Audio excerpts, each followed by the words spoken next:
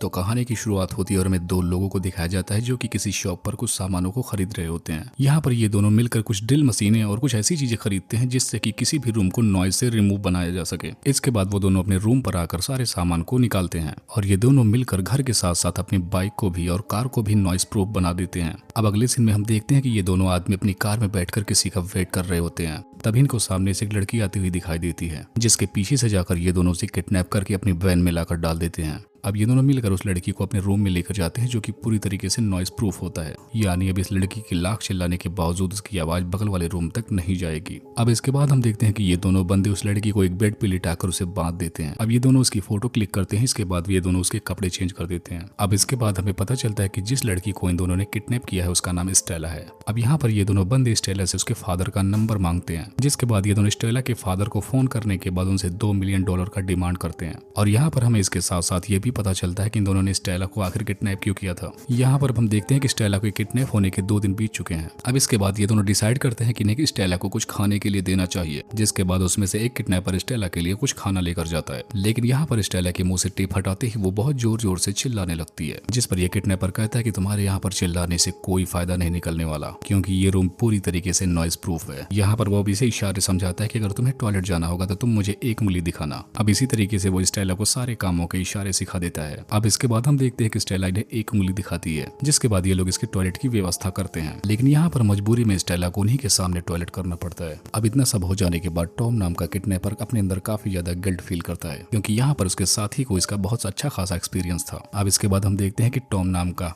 Kidnapper Stella की photo को देखकर उसके पास जाता है। अब यहाँ इसके आ जाने के बाद स्टेला उसे 2 उंगलियों को दिखाती है। इसके बाद टॉम उसके लिए एक बाल्टी लेकर आता है, लेकिन यहाँ पर स्टेला को ऐसे करना बिल्कुल भी अच्छा नहीं लग रहा था। लेकिन इन सब चीजों से परेशान होकर स्टेला कहीं भाग न जाए, इसलिए वो लोग उसे अपने गन पॉइंट पर रखते थे। अब यहाँ पर टॉम अकेला होता है, इसलिए स्टेला उसे पीछे मुड़कर खड़े रहने के लिए कहती है। अब यहाँ पर टॉम जैसे ही पीछे मुड़ता है, वैसे ही मौका पाकर स्टेला बाल्टी से टॉम के सर पर वार कर देती है, जिसके बाद वो उसके हाथों से गन को ले लेती है। अब यहाँ पर वो टॉम को गन पॉइंट पर लेकर अपनी हथकड़ी खोलने को कहती है, लेकिन ऐसा कहते ही वो टॉम पर गोली चला देती है। लेकिन वहाँ पर वो गोली टॉम को लग नहीं पाती, जिसके बाद स्टेला टॉम का मास्क नीचे उतार देती है। अब यहाँ पर मास्क उतर जाने के बाद स्टेला देखती है कि आखिर ये तो उसका एक्स बॉयफ्रेंड है। तब यहाँ पर स्टेला उससे पूछती है कि आखिर तुम मेरे साथ ऐसा क्यों कर रहे हो। तब यहाँ पर टॉम उसे बताता है कि जब मैं जेल में बंद था उस वक्त तुम मुझे देखने के लिए जेल तक नहीं आई। अब यहाँ पर टॉम उसे अपनी बातों में फंसाकर उससे वापस से गन ले लेता है, जिसके बाद वो स्टेला को वापस से उसी बेड में बांध देता है। अब यहाँ पर टॉम स्टेला को समझा रहा होता है कि अगर इस बात का पता मेरे साथी विक को चला तो फिर वो हम दोनों को ही निपटा देगा।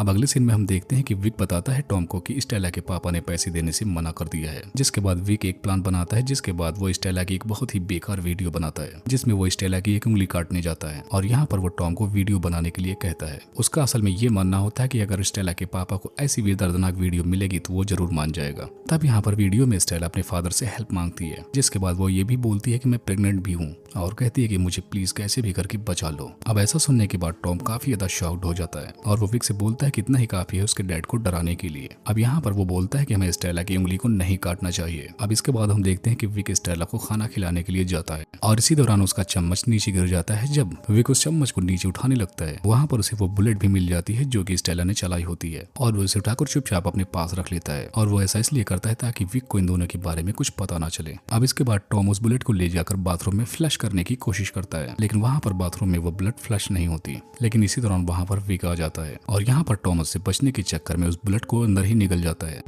अब इसके बाद हम देखते हैं कि टॉम स्टेला के पास जाकर उससे पूछता है कि क्या तुम सच में प्रेग्नेंट हो। अब ऐसा सुनने के बाद टॉम को स्टेला पर काफी दया आ जाती है, जिसके बाद वो उसकी हथकड़ी को खोल देता है। लेकिन यहाँ पर स्टेला उसका भरपूर फायदा उठाती है और वो उल्टा टॉम को ही वहाँ पर बांध देती है। अब इसके बाद हम देखते हैं कि स्टेला जब वहाँ से भागने की कोशिश करती है तो उस रूम के सारे दरवाजे लॉक होते हैं। अब इसके बाद वो स्टेला टॉम के फोन को उठाकर पुलिस को फोन लगा देती है, लेकिन स्टेला को उस लोकेशन के बारे में कुछ भी पता नहीं होता, जिसकी वजह से वो पुलिस को कुछ भी नहीं बता पाती कि आखिर वो कहाँ पर है, जिसके बाद पुलिस का वहाँ पर पहुंचना मुमकिन नहीं होता। तभी स्टेला की नजर वहाँ पर पड़ी हुई एक चाबी पर जाती है। तब स्टेला फौरन वहाँ पर चाबी उठाने के लिए जाती है, लेकिन इसी दौरान टॉम उस पर हमला कर देता है, जिसकी वजह से स्टेला वहीं पर बेहोश हो जाती है। अब इसके बाद हम देखते हैं कि टॉम उसे दोबारा से वहीं पर बांध देता है। अब इसके बाद हम देखते हैं कि विक टॉम के पास आता है, जो उसे बताता है कि स्टेला के फादर पैसे देने के लिए रेडी हो गए हैं। अब ऐसा सुनने के बाद ये दोनों बहुत खुश हो जाते हैं। अब हम देखते हैं कि अगले दिन विक स्टेला की हथकड़ियों को खोल रहा होता है। इसी दौरान उसे स्टेला के पास एक फोन मिलता है और जिसके बाद जब वो उस फोन को चेक करता है तो उसमें पता चलता है उसको कि इस फोन से पुलिस को भी फोन किया गया है, जिसकी वजह से वो गुस्से में आकर स्टेला को बहुत बेरहमी से पीटने लगता है, जिसके बाद स्टेला भी उसे आखिर में सब कुछ सच सच बता देती है। अब हम दूसरी तरफ टॉम को देखते हैं, जिसे वैन के अंदर स्टेला की प्रेगनेंसी की रिपोर्ट मिलती है और इसे देखने के बाद वो समझ जाता है कि स्टेला सच में प्रेग्नेंट है।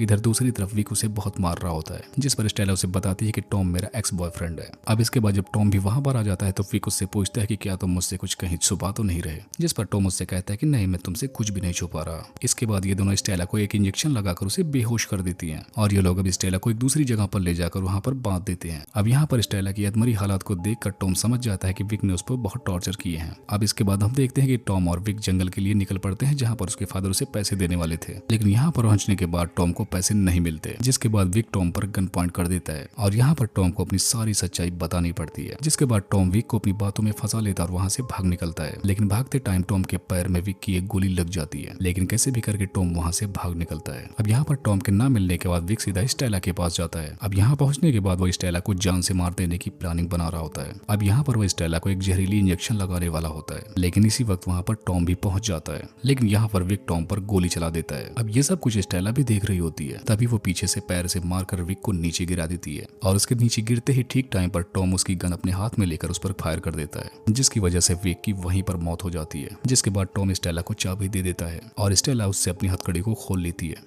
लेकिन यहाँ पर भी टॉम को 2 गोलियां लग चुकी थी, जिसकी वजह से वहाँ पर उसकी भी मौत हो जाती है। अब ऐसा देखने के बाद स्टेला को काफी दुख होता है, लेकिन अब वो कर भी क्या सकती थी। अब इसके बाद हम देखते हैं कि स्टेला वहां से बाहर आती है और वो उसी वैन में आकर बैठ जाती है और वैन के अंदर उसे वही पैसे मिलते हैं जो कि उसके पापा ने उसे छुड़ाने के लिए दिए होते हैं। अब यहाँ पर स्टेला को लगता था कि उसके डैड उसे प्यार नहीं करते, जिसके बाद वो इन पैसों से अपने बच्चे की परवरिश करके उसके साथ रहेगी और वो अब अपनी जिंदगी की एक नई शुरुआत करेगी। और इसी को दिखाते हुए इस मूवी का यहीं पर एंड हो जाता है।